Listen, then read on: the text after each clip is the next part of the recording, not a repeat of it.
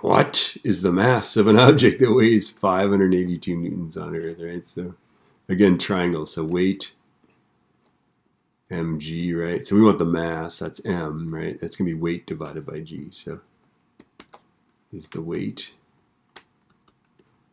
over g, right? So the mass is equal, this is the weight, right? That's the force of gravity acting on the object. So 582 divided by 9.8.